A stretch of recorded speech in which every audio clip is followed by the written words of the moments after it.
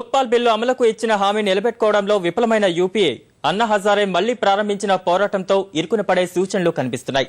స్వగ్రామం రాలేగావ్ సిద్దిలో అన్నా ప్రారంభించిన దీక్ష 3వ రోజుకు చేరగా లోక్పాల్ ఆమోదం దిశగా ప్రభుత్వంపై ఒత్తిడి క్రమంగా తీవ్రమవుతోంది. ప్రభుత్వం తీరుపై విపక్షాలు, సామాజిక ఉద్యమకారుల నుంచి విమర్శలు వెల్లువెత్తుతుండగా లోక్పాల్ ఆమోదం దిశగా ప్రయత్నాలు సాగిస్తున్నట్లు ప్రభుత్వం పేర్కొంది. రేపు రాజ్యసభలో లోక్పాల్ బిల్లు చర్చకు వచ్చే అవకాశం ఉందని ప్రభుత్వ వర్గాలు తెలిపాయి. అవినీతి నిర్మూలన దిశగా పటిష్ట లోక్పాల్ చట్టం కోసం సామాజిక ఉద్యమకారుడు అన్నా హజారే మరోసారి ప్రారంభించిన దీక్షా పోరాటం కలకలం రేపుతోంది. మహారాష్టలోని రాలేగావ్ సిద్దిలో అన్నా చేపట్టిన దీక్ష 3వ రోజుకు చేరగా ప్రతికూల వాతావరణంలోనూ హజారే పట్టుదలతో దీక్షను కొనసాగిస్తున్నారు. ప్రభుత్వానికి చిత్తశుద్ది ఉంటే ప్రస్తుత శీతాకాల సమావేశాల్లో బిల్లు తీసుకురావడం అసాధ్యం కాదన్న అన్నా జనలోక్పాల్ పార్లమెంట్ ఆమోదం పొందే వరకు దీక్ష విరమించేది లేదని స్పష్టం చేశారు. సామాజిక ఉద్యమకారిణి మేధా పాట్కర్, మాజీ ఐపీఎస్ అధికారి కిరణ్ బేడి హజారే శిబిరాన్ని సందర్శించి సంఘీభావం తెలిపారు. ప్రభుత్వం మోసపూరిత వైఖరి కొనసాగిస్తే వచ్చే సార్వత్రిక ఎన్నికల్లో భారీ మూల్యం చెల్లించుకోవాల్సి ఉంటుందని ఆమె హెచ్చరించారు.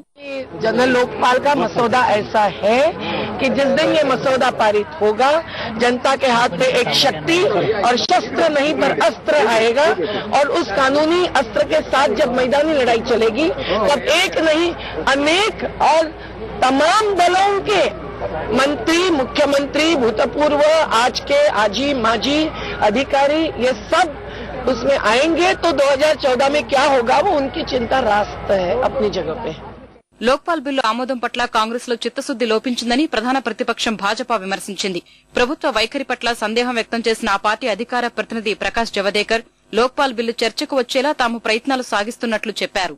We have already moved the 0-hour notice today to demand immediate Lokpal bill, and that Lokpal bill which not government which wants to present, but which has been recommended unanimously by the select committee of Rajya Sabha. Government has not listed Lokpal, not even today. That means government is trying to avoid Lokpal.